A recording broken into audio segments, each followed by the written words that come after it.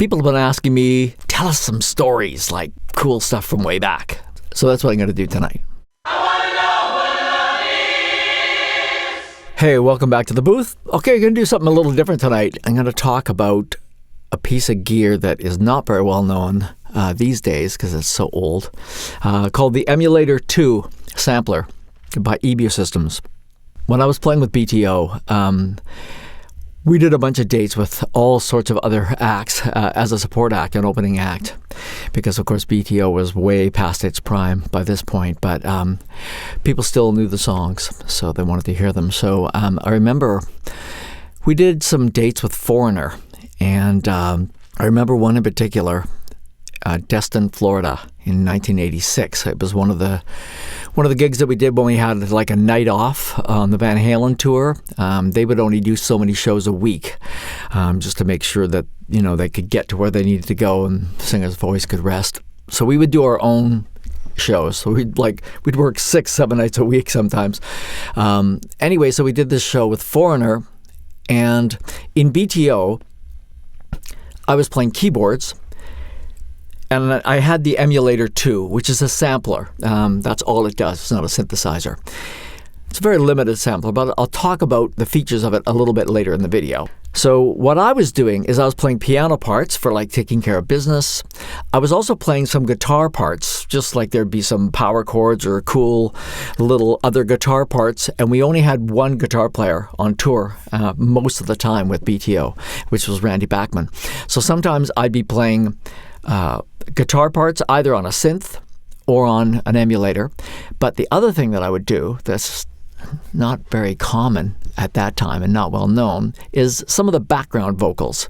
I went into the studio. We got out the original 2-inch tapes, the multi-track tapes from the old BTO records, and there'd be these harmony parts. And what I would do is sample them right off the 2-inch tape. So just a little bit of reverb, but like nothing else, no drums, guitar, bass. And then when we're playing live and we needed to kind of boost those vocals, I just hit a key and it'd be like one little phrase, and another key would be the next phrase.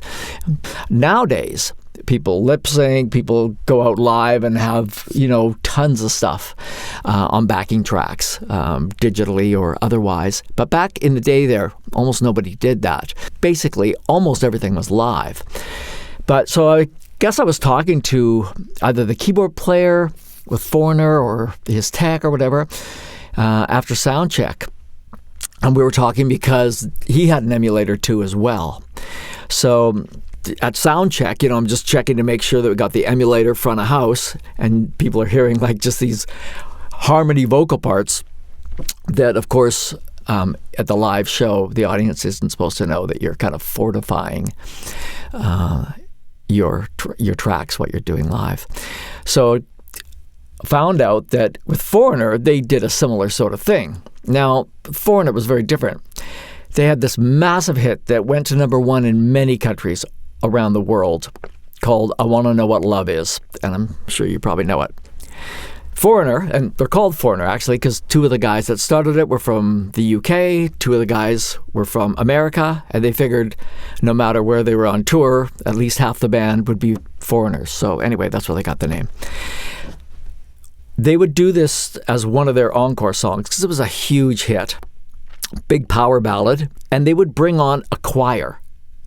So every city that they go to, they would, in advance, they would coordinate with a local church or singing group or whatever, and they would bring on this choir on stage, all in the regalia, and there'd be like 30 people on stage singing. And they would learn the song, and they would actually sing it.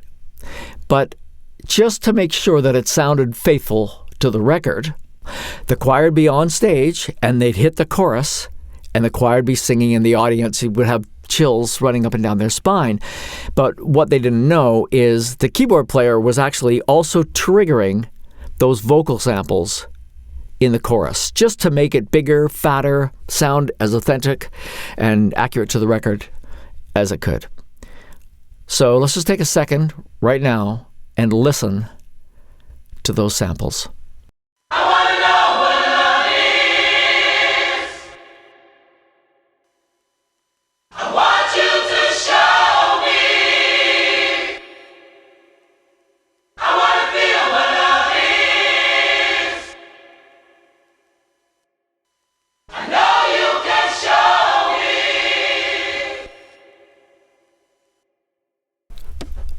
So that's the original recording. In the studio, it was the New Jersey Mass Choir, and that's what they got up from the original album, but you'll hear there's no drums, no bass, that's just the vocals isolated. And that's a really rare little group of samples that, nobody in the world would have, just the choir. So what happened is I swapped some discs, some emulator discs. The emulator stored sounds on a 5 1/4-inch floppy disk, so archaic. You could only have 17 and a half seconds total recording time, and you could break that into as many samples as you wanted. Anyway, so I gave him some discs of stuff that I had, like I had some other secret stuff like this from other touring bands, and I gave him some of the BTO harmony parts, and he gave me a copy of his choir that he used live.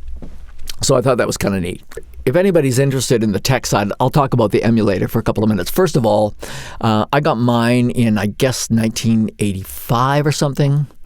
$8,000 US. That's a lot of money back then. Not a lot of people could afford them. Luckily, I was getting well paid for what I was doing and, couldn't write it off or whatever. But of course, I was living in I'm from Canada, so I think it was like more like, with the exchange, it was like $11,000 or something. It was, and everyone was using these things. Depeche Mode, Stevie Wonder, New Order, Bowie, Vangelis, Genesis, Yes, because as a sampler, you could record anything you want into it. Any instrument, sound effects. You could have a perfect sounding grand piano on stage without taking one on the road and worried about tuning it and stuff. And back then, that was a big deal because there weren't other samplers. There were like the Synclavier and the Fairlight CMI. Well, the Fairlight, $30,000. So you're not going to take that on tour, even if you can afford to buy one. So at that time, if you wanted to have a sampler on tour, that was really the only option. I mean, shortly thereafter, there came all the Akai stuff and a bunch of other samplers. But the emulator, especially the one I had, the Emulator II, it was the first really great sounding, big, heavy duty, well made, and it came with a great library. A library of strings and choirs and brass instruments and all sorts of things. And that was really useful. But they're all on these 5 1/4-inch floppy disks. You have to put it in and wait 30 seconds for it to load. So, you've got a sound and you play it or whatever, and then you got to get ready for the next song and you put in the next disc and wait to load up. And you just got to hope that, you got it loaded in time. I remember Dougie Johnson from Loverboy, he had the 2 Plus, which had 2 hard drives. So it had twice as much internal memory. So you can load, twice as much stuff into it. I was pretty envious of that. It was an 8-bit sampler, 17 and a half seconds of recording time, mono, and the Emulator II had 8-note polyphony. You could play 8 notes at once. You could do a bit of basic editing on the samples, truncate them and play them backward and forward and pitch them and all that kind of stuff. But it was pretty archaic, really, and just a mono output. 27 kilohertz sample rate, which if you know anything about sampling, you take that, you divide it in half, whatever the sample rate is, and that's the maximum frequency that you can attain. But it was an 8-bit sampler, so it was a bit limited sounding, a bit like kind of lo-fi, but people loved them, and they were really great. And I was really fortunate because when I was on tour, you're in a different city every day, and I wasn't a party guy. So after the concert, if BTO was opening for Van Halen, we do our 35 minutes. I'd grab a shower and a juice or something like that, and whatever. After that, I'd go and I'd meet up with people in recording studios all over, especially the continental United States, and I'd walk in with this big flight case I had of hundreds of floppy disks of emulator samples, and everywhere I went, we'd be swapping samples. Just wanted to give you a little peek inside what happens behind the curtain, the little stage whispers, the little backstage secrets of stuff that happened at that time. Hope that was some fun for you. Have a good night. Best of the season.